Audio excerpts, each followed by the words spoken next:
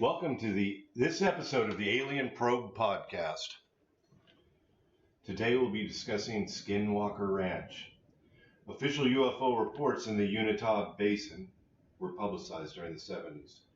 Claims about the ranch first appeared in 1996 in Salt Lake City, Utah Desert News, and later in the alternative weekly Las Vegas Mercury, as a series of articles by investigative journalist George Knapp. These early stories detailed the claims of a family that allegedly purchased inexplicable and frightening events after they purchased and occupied the property. Recognized as the most scientifically studied paranormal hotspot on the planet, Skinwalker Ranch is a 512-acre secure site that has been monitored for decades with armed security and surveillance 24/7, 365 days a year. This remote location was involved with Pentagon-funded black budget project studying UFO activity, cattle mutilations, and strange phenomena, and is also known as a living laboratory for studying other intelligences and possible interdimensional phenomena. Joining me today is Deb. How's it going, Deb? It's going good, Doug. How are you doing? Good. Ready to discuss some Skinwalker? We've been living the Skinwalker for a little while now. This entire week we've watched. It's been Skinwalker week. We've watched, we've read, we've studied. 2013 movie, a 2018 movie, and a 2020 documentary that's pretty interesting on the History Channel. And of course, we have to include the movie it was called Skinwalker and had absolutely nothing to do with Skinwalker Ranch. It cost me $3.99 on Amazon too. Well, that's your donation. Let's kick it off. All right. Well, the ranch is located in West Uintah County. That's in Utah, bordering the Ute Indian Reservation. It was popularly dubbed the UFO Ranch due to its ostensible 50-year history of odd events said to have taken place there. According to Kelleher and Knapp, they saw or investigated evidence of close to 100 incidents that included vanishing and mutilated cattle. It's hard to vanish a cattle. Man. Sightings of unidentified flying objects or orbs, large animals with piercing red eyes that they say were unscathed when struck by bullets, and invisible objects emitting destructive magnetic fields. Among these involved were retired U.S. Army Colonel John B. Alexander, who characterized the NIDS, or the National Institute for Discovery Science, effort as an attempt to get hard data using a quote, standard scientific approach. However, the investigators admitted to difficulty obtaining evidence consistent with scientific publication. So what, they just recorded a bunch of stuff and nothing really was, no evidence? There's nothing. Doesn't seem to be any evidence. The NIDS did not come up with any hard evidence. Although as we read on, there's going to be a little more explanation of that, but that's an interesting statement. Cattle mutilations have been part of the folklore of the surrounding area for decades. When NIDS founder, billionaire, and we're going to be saying with a B probably in the future of this episode here, Robert Bigelow purchased the ranch for $200,000, and yet that's a steal. He's got that in his wallet. He's got steal. Yeah, I know. He's got that wadded up, and this was reportedly the result of his having been convinced by the stories of mutilations that included tales of strange lights and unusual impressions made in the grass and soil told by the family of former ranch owner Terry Sherman. For funding the purchase of the ranch and for supporting John E. Max and Bud Hopkins' investigations, James Randi called the effort a useless study of a supernatural, paranormal, or occult. In 1996, skeptic James Randi awarded Bigelow a Pegasus Award. And when I saw this word, I go, Pegasus? Was he supposed to be Pegasus? But no, it's Pegasus. I looked it up. The award seeks to expose parapsychological, paranormal, or psychic frauds that Randi has noted over the previous year. Randy seems a little judgmental. He is judgmental, and I know I'm trying to keep an open mind on this. I mean, your mind's a little more open than mine. I'm leaning toward, I don't know about this, but, read on.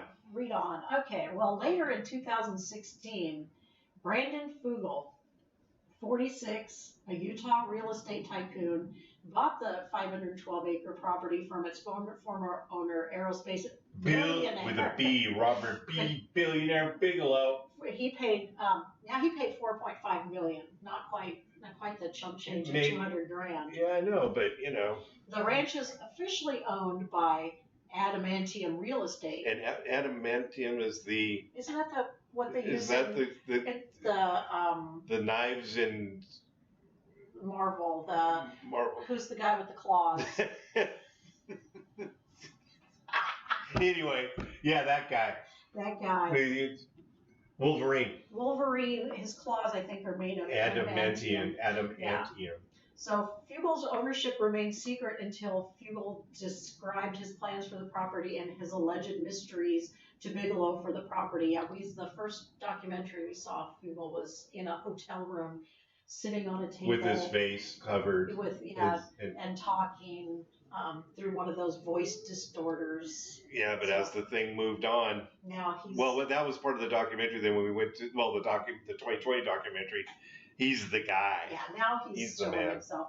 After this purchase, all roads leading to the ranch have been blocked. The perimeter secured and guarded by cameras and barbed wire, and surrounded by signs that aim to prevent people from approaching the ranch. In 2017, the name Skinwalker Ranch was filed for trademark through Justia Trademarks, and the trademark was issued in 2018. As we move on with the background, the once secret owner of purported Utah UFO hotspot Skinwalker Ranch has stepped forward now, describing a bevy of sensors and cameras he's installed on the site for the collection of evidence related to anomalous phenomena, including UAP or unidentified aerial phenomena. UAP is the military's new designation for UFO. I don't think they ever had UFO. It's just like, well, we can't use UFO because that's what the public uses. People use that. We're going to be using UAP. So when you hear that, that's kind of what we moved. Obviously, these guys aren't military, I don't think. But located on the Skinwalker Ranch bunker is Satan. Satan is in the bunker. Satan should not be in the bunker. That is short for Sentinel Assignment Telemetry and Notification. Satan functions as the hub of all technology on Skinwalker Ranch. It has infrasonic recording, sounds below human beings. It records sounds below human beings' hearing. Seismic geophones, radio frequency spectrum analyzers, aircraft transponder receivers. You can see that's where on one of the episodes the UFO flew over they thought it was a UFO, and then oh no, it's a helicopter, and then it doesn't have any transponder. Well, it's got its transponder off, and because it was spying. Yeah, it was spying on them because the military is still to this day they think spying on them. Magnetic sensors for transient frequencies, software definable radios, electromagnetic spike detectors.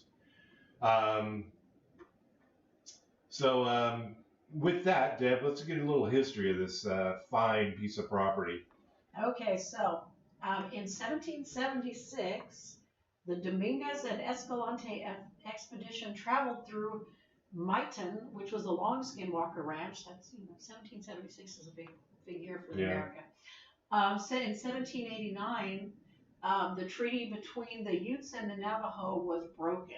Yeah, and I understand that the Navajo, as I understand it, and the Utes the Utes were the slaves of the Navajo, or they used them as the Navajos slaves. were much more violent. They were much more aggressive. Yes. The Utes were kind of like, yeah, man, I'm chill. Navajos, take it over. Yeah, there's a little difference in theology Yeah.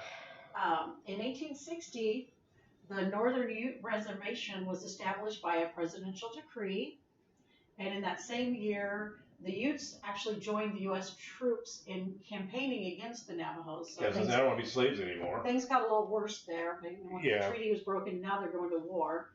In 1880, several bands of Ute tribes were relocated by the government onto the reservation that surrounds Skinwalker Ranch. And then in 1886, Buffalo soldiers were stationed at Fort Duchesne. one particular soldier was a known Mason and may have connections to the Mason-like symbols that were etched into a rock wall at the Skinwalker Ranch. But we didn't see that No, they haven't shown that on to the us. series. We'll refer to the 2020 documentary as the 2020 series. In 1886, the military finalized constructions of a fort in Fort Duchesne. And then we go to 1906, when newspapers report that the homesteaders were reporting strange noises in the Uintah Basin. And now we're in 1934. Yeah, well, that's a big. So in a big span of time, nothing really happened. Like, Now things went kind of quiet there for a while. I think there's probably some fill-in we'll be doing there in the future. Okay, we'll look into those years. Yeah, the missing years. Uintah, the missing years. Uintah. Uintah. Uintah. Uintah. In 1934, I guess that we were purchased and assembled by the Myers family, which was Kenneth and Edith. And then in 1940 to 1960, Pat Stringham reports both UFO and Skinwalker activity at the ranch.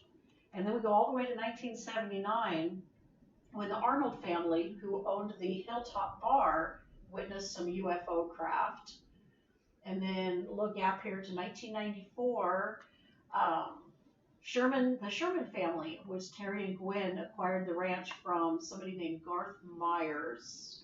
We probably should look into him in the future because we don't have a whole lot for Mr. Myers. And then in 1996, Robert Bigelow acquired the property. And in that same year. And who's Robert Bigelow? He's a billionaire. Billionaire Robert Bigelow, Bigelow Aerospace. And he began operating the NIDS program on the property. And he concluded those activities in 2015. And then in 2016, we have Mr. Brandon Fugel, who bought it using his adamantium real estate. And he bought that from Robert Bigelow for some millions of dollars, not that $200,000 that. And then in 2019, the History Channel and Prometheus Entertainment began filming The Secret of Skinwalker Ranch. I'm saying Skywalker. Skywalker. That's not the same thing. And in that same year, Candace Lynn and Tom Lewis became the caretakers of the ranch. You'll meet them if you watch that series. They're a big part of it. And in 2020, they premiered the series, The Secret of Skinwalker Ranch on History, and the whole series is now available, correct? Yes, it is. There's 8 episodes. 10 episodes are coming up, and we're mentioning this so much, I think we should get some royalties. I'm sure they'll send us I'm sure they'll send us some money. We'll get maybe a hat.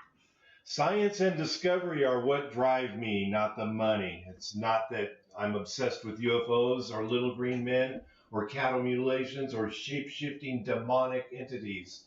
I have no idea if aliens exist. You'd have to ask them. I guess you got to ask the aliens. Says Fugel, Yeah. he told Vice.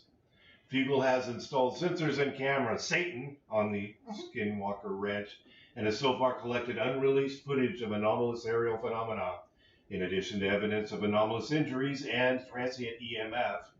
The anomalous injuries are the skin separating from the skull, and then in the series, and then the one scientist whose knuckle it looked like it got infected, or it got a little radiation poisoning too, and he also got radiation burns because the radiation. He opened up a cistern that led to looked like sewage. Yeah, it was stinky. And and then all of a sudden radiation came out of there. And it's important to note that we did atomic bomb testing in the vicinity in the I'd like to say 40s, might be 50s. And that some residual. Yeah, residual. I mean, it blew into that area because the wind blew from west to east. That's probably not the best thing for cattle either. No, not the best thing. So I don't know if I don't know if that has anything to do with this, but transient EMF, unexplained electrical phenomena. This, in addition to the numerous UFO sightings and previous data collected at Skinwalker Ranch by Bigelow, was not provided to Fugel as part of the purchase. So I'm kind of thinking that Bigelow has information that he collected with his electronic devices and turned it over to the government, So enter Fugel, and Fugel says, I'm just taking this thing public. And, we're going to install our things and kind of explore what's going on here and make a movie or make a documentary about it for history. Describing the exploration of the ranch's mysteries as the greatest science project of our time, Fugel says he's committed significant resources to uncovering what, if anything, is happening on the property. He intends to eventually release peer-reviewed reports. I'm kind of wondering who the peers are going to be. I think that might be this. Those consultants are his peers. Hal Puthoff and Dr. Christopher Green have a long history of exploring anomalous subjects and have both conducted research on behalf of the CIA, Central Intelligence Agency. For those of you who don't know what that is, according to Vice, both were involved in Bigelow's research on behalf of the Defense Intelligence Agency, the DIA. Puthoff is also known for promoting pseudoscience, including infamous psychic warrior Uri Geller and Scientologist E-meters. E-meters, what's the E-meter again? E-meters are things, I think that's the one they use to monitor your emotional stability. They Is that that box? Yeah, they have these things they hook up to you and then they ask you questions. I'm not familiar. Scientology seems interesting. Should we join? We should not join. Well, maybe we should act like we're going to join and then give them our information and then decide we don't want to join after that. And they are very aggressive in their recruiting attempts. I think they are, yeah.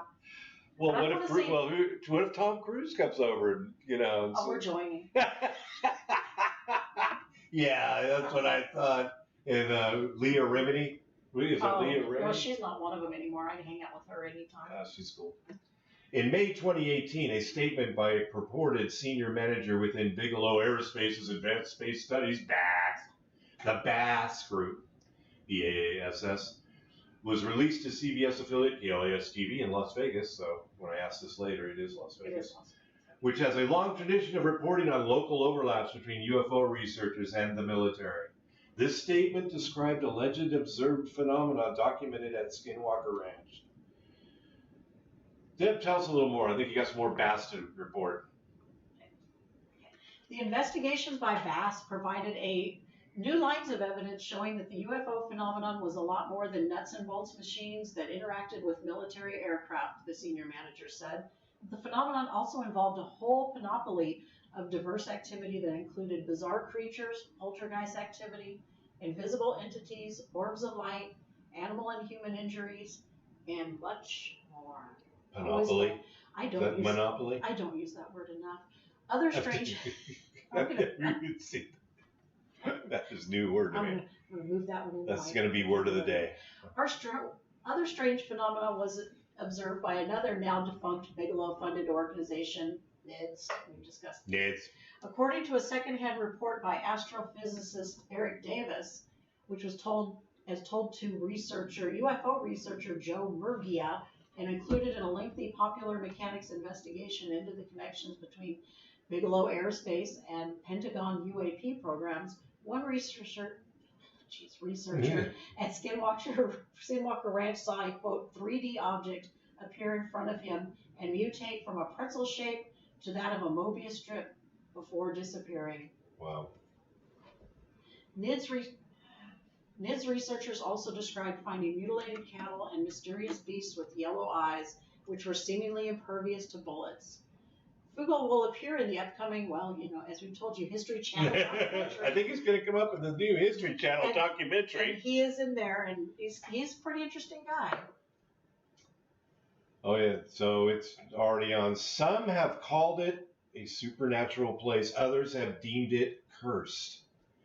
Terry Sherman got so spooked by the happenings on it, that was like 2 owners ago, on his new cattle ranch, that 18 months after moving his family of 4 to the property, now known as the Skinwalker Ranch, in northeastern Utah, he sold the 512-acre parcel anyway. He and his wife Gwen shared their chilling experience with a local reporter in June 1996. They'd seen mysterious crop circles, Sherman said, and UFOs and the systematic and repeated mutilation of their cattle in an oddly surgical and bloodless manner. Within 3 months of the story's publication, Las Vegas real estate magnate and UFO enthusiast and billionaire Robert Bigelow bought the property for $200 grand. That seems like a bargain. Gee, how much is that an acre? $1. Yeah. Under the name NIDS, Bigelow set up round-the-clock surveillance. Now defunct NIDS, by the way. Yeah. Bigelow set up round-the-clock surveillance of the ranch, hoping to get to the bottom of the paranormal claims. But while the surveillance yielded a book, Hunt for the Skinwalker, Science Confronts the Unexplained, at a remote ranch in Utah, in which several of the researchers claimed to have seen paranormal activities, they were unable to capture any meaningful physical evidence supporting the Sherman's incredible stories. It's not one picture of a crop circle. No, nothing. No crop circle, no mutilated cattle, no pictures of UFOs.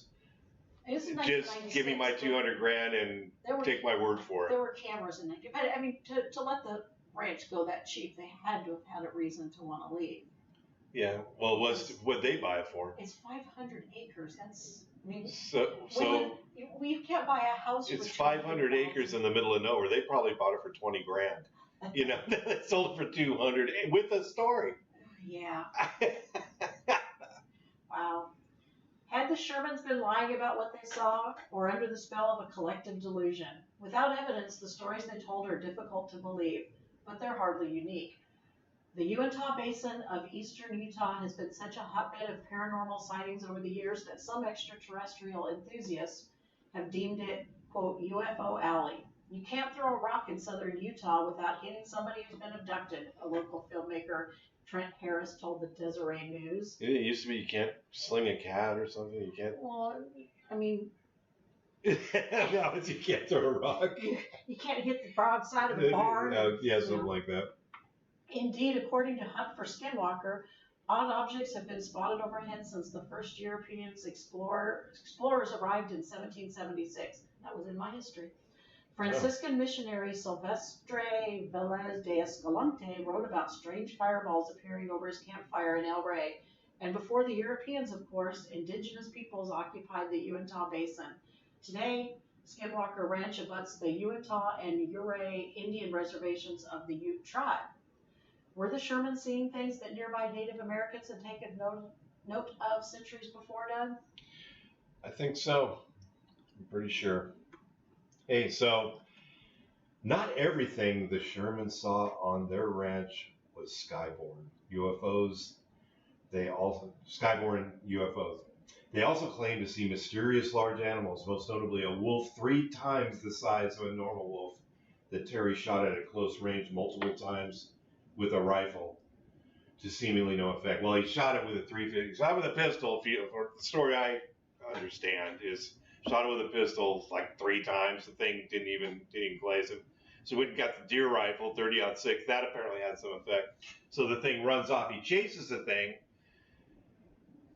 down into the creek, and he runs after it, goes up the other side of the creek, and the thing had disappeared. Wow. So, I mean, no tracks, nothing. I mean, you know. Then on the night of March 12, 1997, after the ranch had been sold off, biochemist Cone Kelleher, working with Bigelow's NIDS, claimed to see a large humanoid creature spying on the research team from a tree. Just chilling. I don't like things in trees. Just chilling. As he detailed in Hunt for the Skinwalker, the creature was approximately 50 yards away, watching the team safely from a tree perch 20 feet off the ground. The large creature lay motionless, almost casually in the tree, said Keller. The only indication of the beast's presence was the penetrating yellow light of the unblinking eyes as they stared fixedly back at the light. After Keller fired at the creature with a rifle, it disappeared. It was then that I saw it, a single obvious oval track about 6 inches in diameter, embedded deeply into the patch of snow. It looked unusual, a single large print in the snow with 2 sharp claws protruding from the rear of the mark, going a couple of inches deeper. It almost looked like a bird of prey, maybe a raptor print, but huge, and from the depth of the print, from a very heavy creature. This, I mean, only one print? What did you fly away, or What happened? I don't know, but I would have taken a picture, Frank. 50 yards, I don't know. He could see it at 50, but he couldn't take a picture at 50. No. And who takes a camera when they're out doing research? Repeated sightings of human-like creatures. Isn't that the purpose of research, having recording equipment? I guess we do things differently. Okay, just say it. Some people just like to describe it later. Okay. Maybe a sketch. Yeah, just a small, okay. Maybe okay. a sketch. All right, I got you. Little crayons. Okay. Repeated sightings of human-like creatures have led some to evoke the name Skinwalker, a shape-shifting character from Navajo tribal folklore. Among Navajo, skinwalkers are like werewolves, evil witches who can transform themselves into the creatures of their choosing. I think there was one of these on Longmire. Oh, really? That series Longmire, yeah, they had a thing about a skinwalker, yeah. Oh, wow. We'll have to watch Check it out on Netflix. Another fun series. But Sherman's family ranch was 400 miles north of the Navajo Nation. It was next to Ute territory. And when the Utes and the Navajo did cross paths, it was an acrimonious relationship, explains historian Sandra Jones, author of Being and Becoming Ute.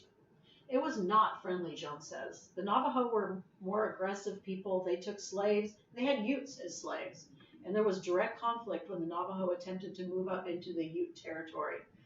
At modern day, or the territory that was at modern day Pagosa Springs and Durango. While skinwalkers don't feature in Ute religion, there are still aspects of the ranch that make sense within the context of Ute lore. Other strange sightings have occurred directly next door at Bottle Hollow, which is a 420-acre man-made reservoir on Ute land that abuts the ranch, and it was filled with fresh water in 1970 by federal government mandate. In 1998, a police officer saw a large light plunge into the reservoir, then re-emerge, flying off into the night sky.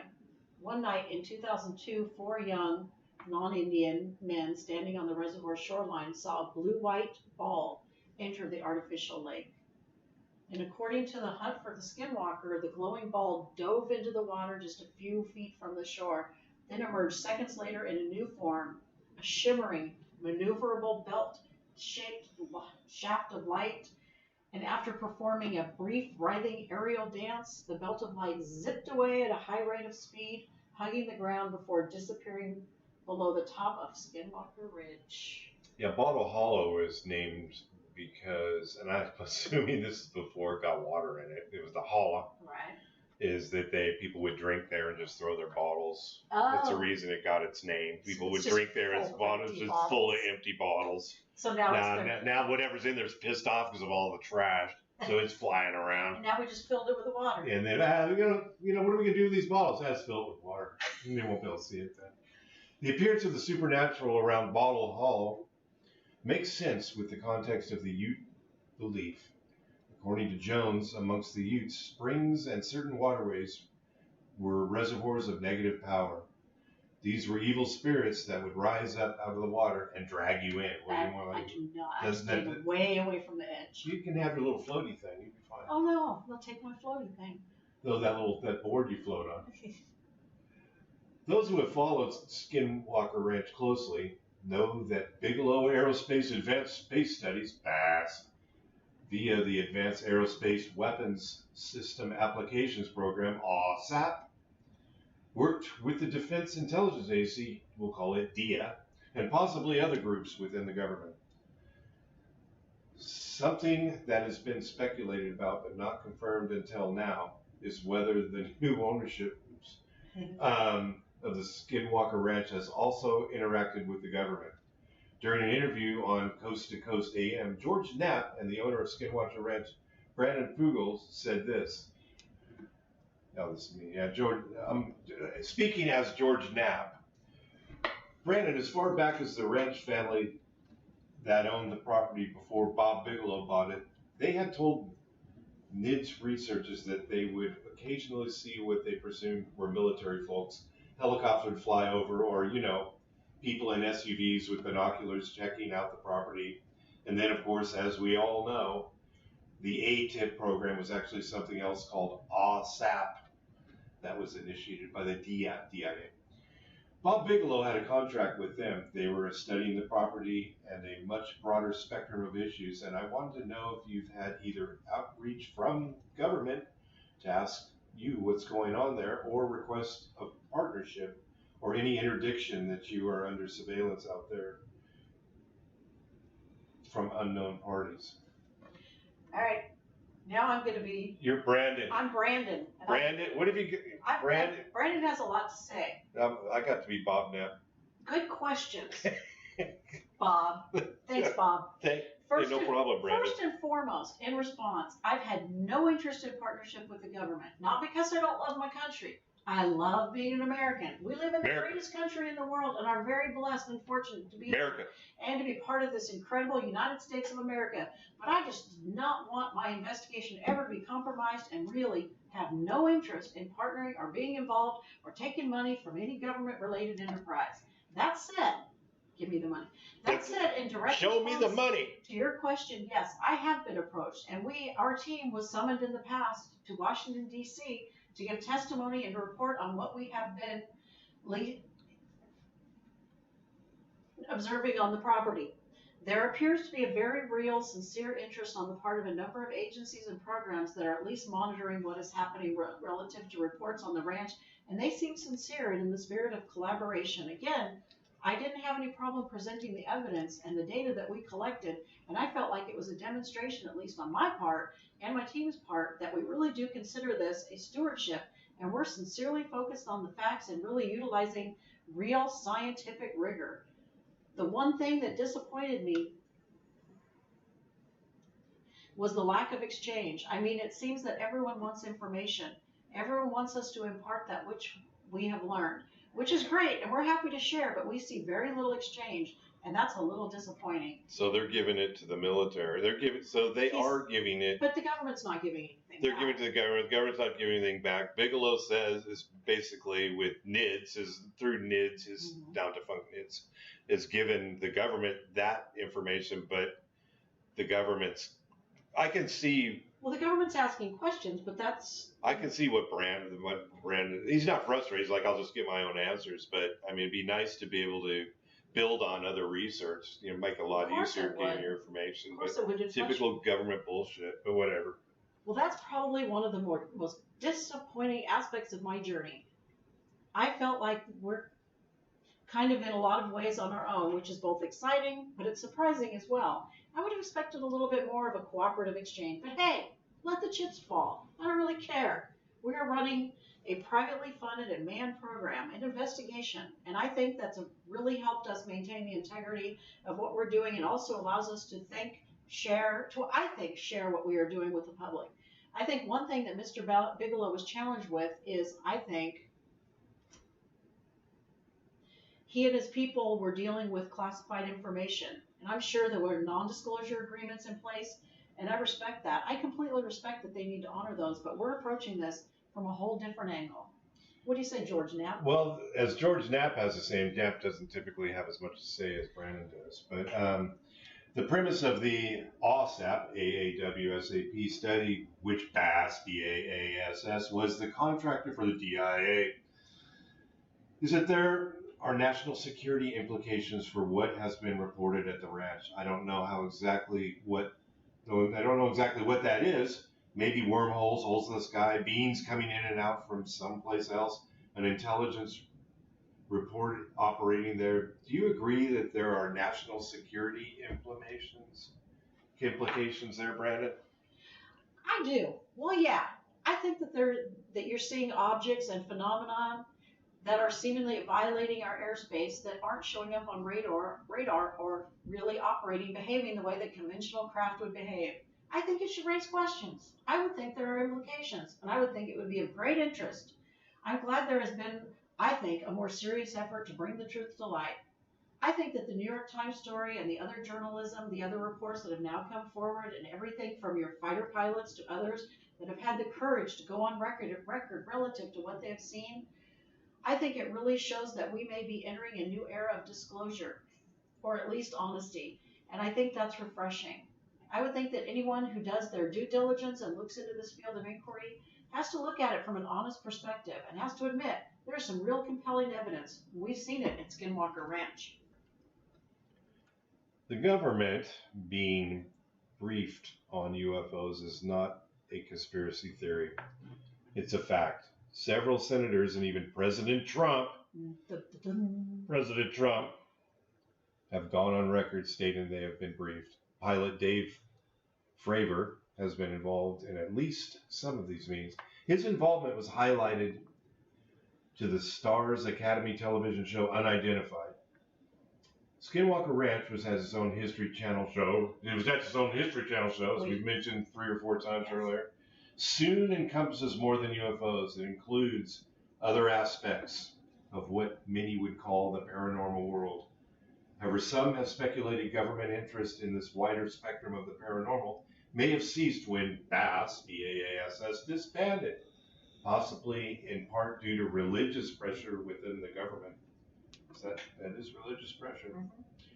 With Brandon Fugel's claim that he and his team briefed the government, what is Washington still interested in more of the paranormal spectrum, or does their interest solely lie in the UFOs? Regardless of what exactly their interest is, or what it may be, the fact that these briefings occurred are huge steps forward in what some would call disclosure.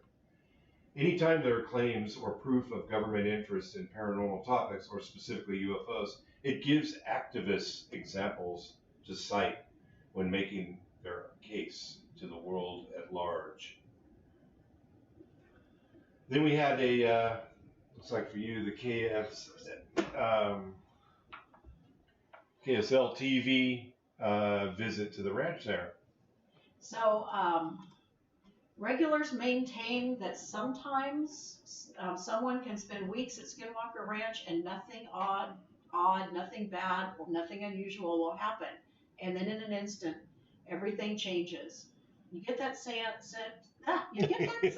that you shouldn't be here. Sometimes the hair will start standing up on your arms, said Ranch Superintendent Tom Winterton. I've had a feeling of dread or terror come over me, and I can't get off the ranch fast enough. The feelings roll in like a thunderstorm, and Winterton said they often precede the mysterious events that have become synonymous with the ranch, now the focus of a TV series. Did you know there was a TV series on the History Channel? That's History Channel. Do they even Skinwalker Ranch? What is the name of it? Something Skinwalker Ranch? Yeah. Okay. Just thought we'd mention that. Poltergeist activity, UFO sightings, cattle mutilations, bizarre injuries, transient radiation spikes, and anomalous visual and audio phenomena have all been either reported or documented over the decades. I came on the ranch as a complete skeptic, Winterton said. Then he said he was tasked with carving out some dirt roads on the property to improve accessibility. The legend here on Skinwalker Ranch is, don't dig. Don't get off the boat, don't dig. Don't dig. I had a mysterious lump develop in my head pretty rapidly, and over the course of a few days, my scalp completely separated from my skull. That was pretty gnarly. We saw the x-ray. Well, we saw the alleged x-ray. You know. Now. He had a bump on his head. We saw the bump on his head. So the history of Skinwalker Ranch, the shadow of the Skinwalker has loomed over the property, dating back to a curse apparently placed on the lands long ago by a Native American tribe. So we're assuming that it's a Navajo or the Utes. We don't know who we just don't know. The Charmin cursed this ground with the demonic being that can take the form of people, say a wolf, a coyote, or crow, or human, Witherton said. Accounts of the unknown are believed to date back well into the 1800s. In 1996, then ranch owners Terry and Gwen Sherman, the ones that ran screaming from the area, told the Deseret News about a host of activity on their property they struggled to explain, including sightings of 3 different types of UFOs. Now, we talked about these guys before. Now it's 3 different types of UFOs. Now they've cataloged different, maybe one was a 72, one was an 82. They thought about it a little more. Yeah, one was a 72 pinto wagon style. Different types of UFO cattle that either disappeared or were found mutilated, including one that had a peculiar hole in the center of its left eyeball, but was otherwise untouched with no trace of blood. This no trace of blood thing is kind of like, okay, well, this happened somewhere else, and they just dropped this thing, because what happened to the blood? A lot. For a long time, we wondered what we were seeing, if it was something to do with the top secret project. Terry Sherman told the Deseret News for the story that appeared in the paper on June 30th, 1996. I don't know what to think of it. The Sherman family sold the property. Las Vegas billionaire Bigelow Aerospace founder Robert Bigelow, who told the Deseret News in 1998 the strange activity had continued as his nonprofit National Institute for Discovery Science investigated the lands. We wouldn't be there if just for the weather, Bigelow told the paper for the story that appeared in August 10th, 1998. Should people be fearful of anything from NIDS? Absolutely not. But I think the jury is way, way, way out and a long way from coming back on whether or not we know enough to say that they shouldn't have something to fear from the phenomenon. That's a lot of double negatives. I know, that's what I'm saying. So where are we today? Now we're on Skinwalker today. Today, very little has been made public about what Bigelow and his scientists may have done or found at the ranch, though a New York Times report in 2017 connected Bigelow's company with a Pentagon program that investigated reports of unidentified flying objects. Utah commercial real estate magnate Brandon Fugel purchased Skinwalker Ranch in 2016. What really interested me in this property was a conversation I had with certain scientists that approached me in 2015 that had been advising me, Fugel said, in an interview with KSL TV, and yes, that's in Vegas. Bigelow Las Vegas had acquired a piece of property that was supposedly the site of more paranormal activity and, quote, high strangeness than anything else being reported in the country at the time. Doesn't Utah have any TV stations? What is the closest one that's interested in Las Vegas? I think this Las Vegas place is they tend to deal with a lot of UFO stuff and government overlap. Is that the Mecca? It must be. Well, it's Vegas. Yeah. Elvis is still there, you know. Yeah. Fugel assembled a multidisciplinary team of scientists and investigators in hopes of bringing to light answers about the unexplained events that had been taking place on the 512-acre ranch. Over 4 years, we have recorded phenomena that really defies all natural explanation, Fugel said.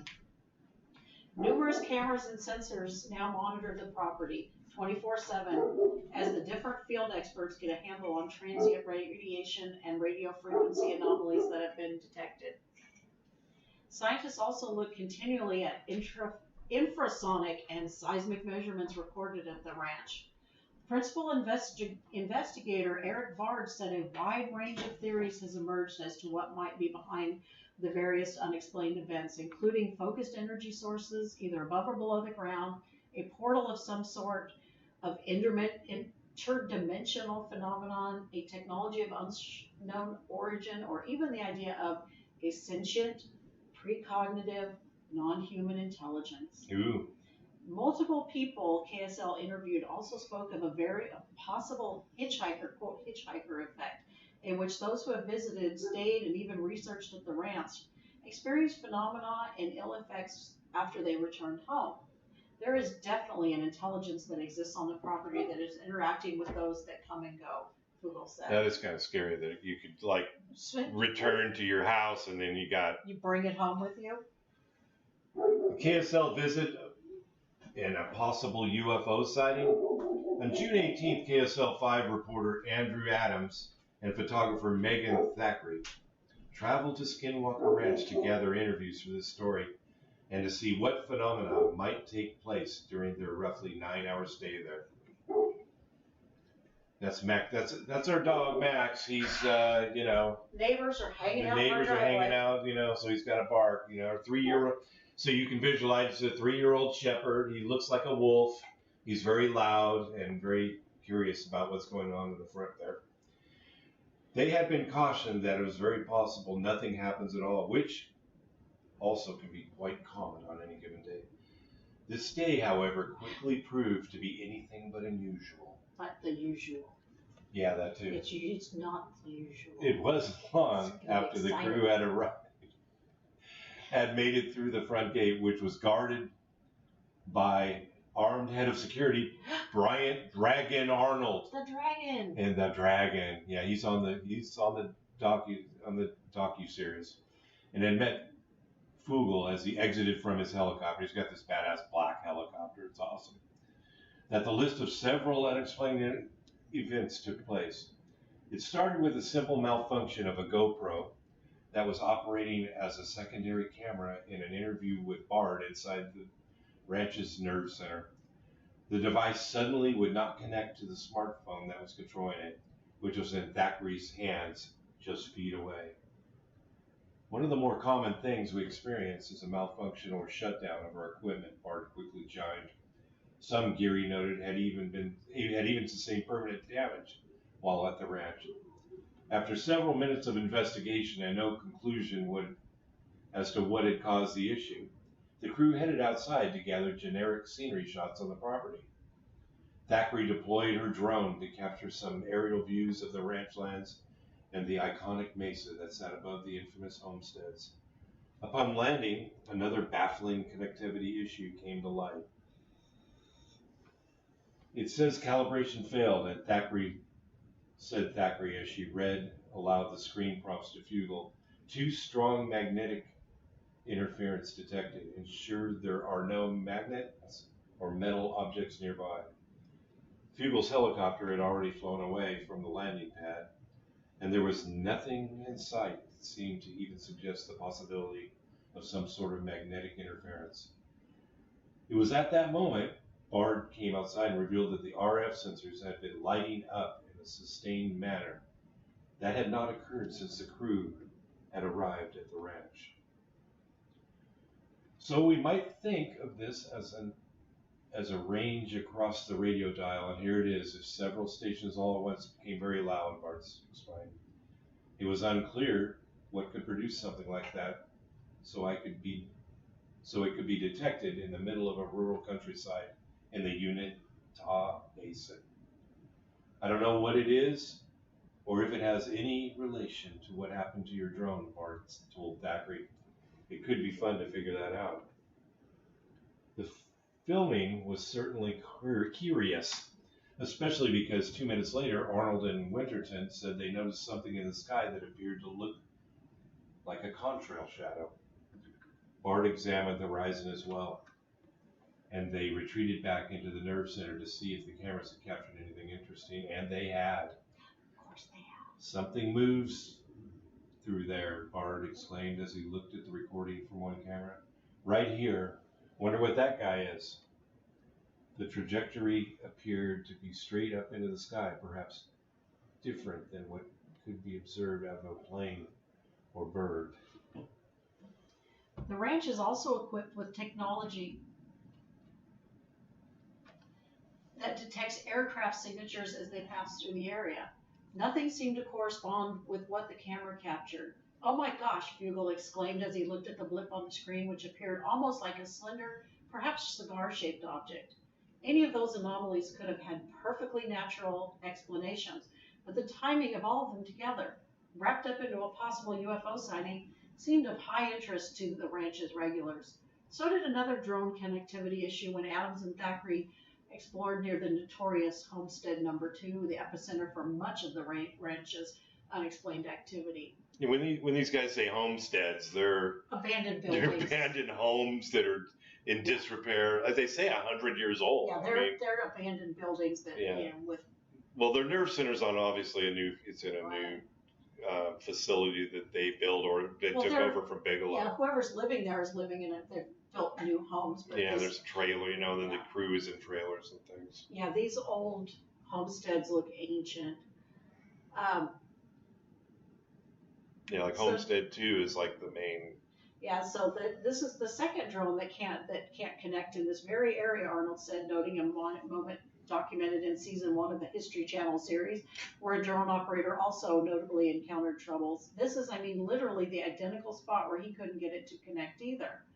After walking several hundred feet away from Homestead No. 2 with still no connection, Winterton had another idea.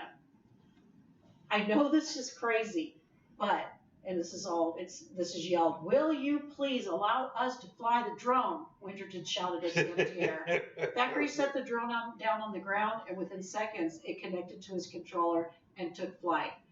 That is weird. I said it out loud, and there it is in the air, Winterton said to Fugal as he shrugged. Wow. So you just have to ask, and you shall be rewarded.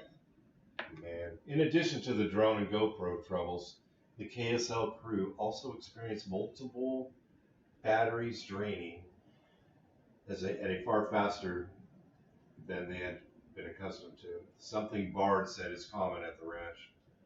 The unexplained extended beyond the possible UFO sightings and the atypical issues with electronics.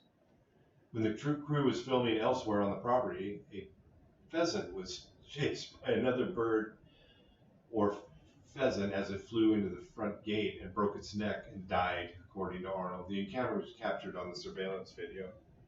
I didn't see that. Birds will do that. Yeah, there's food.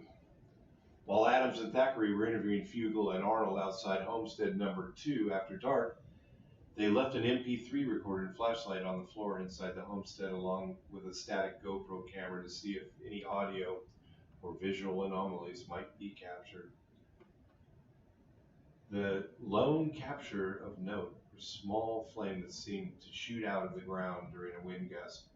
It was visually unique to anything Adams or Thackeray had seen before, and Fugal said would require further examination. In Fugal's knowledge, there was nothing chemically active in the soil that could explain such an event, but did say the area was electromagnetically influenced. It was also several feet away from a spot where transient high levels of radiation were detected during the recording of an episode of the History Channel show. It is baffling, Fugal said.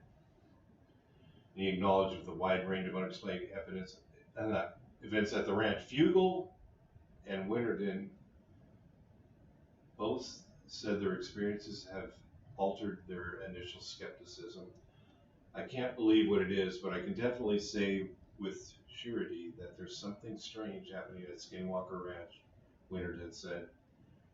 Fugal hoped its team of scientists will be able to uncover answers to what is causing the mysterious phenomenon of time. You really have to see it and experience it, Fugal said. Yeah, it's obviously we can't encompass the entire story of this in 1 hour. This is one of those things where, other people have discussed it, and I've listened to other podcasts, and I thought, how come you can't just put this together in one episode? And it's just so big, and it's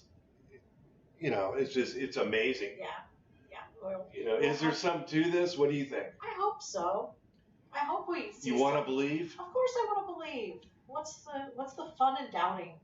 Yeah, I mean, I don't doubt it, but it just has its, like I said before, it's strangely reminiscent of the Oak Island.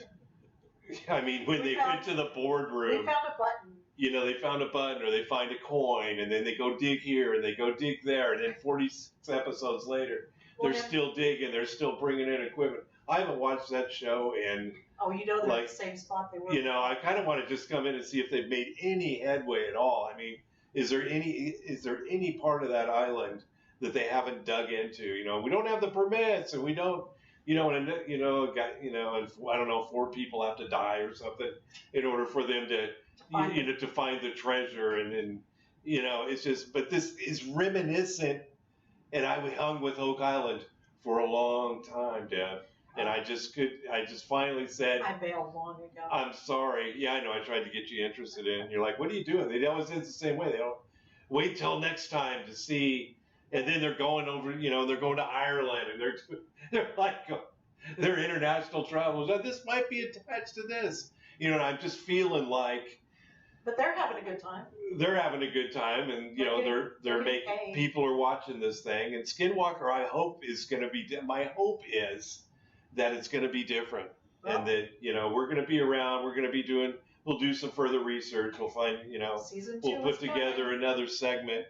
And season 2's coming with this, and we're going to wrap it up. And thanks for joining me. Thank you, Doug. Once again. That wraps up another segment of the Alien Probe podcast. Check out our website at alienprobe.net, Twitter, Alien Probe Pod, Instagram at Alien Probe Pod, Facebook, The Alien Probe Podcast, as well as Spotify and Apple Podcasts. We welcome questions and comments at alienprobepodcast@gmail.com. Till next time, this is Doug. This is Deb. See you then. Ah.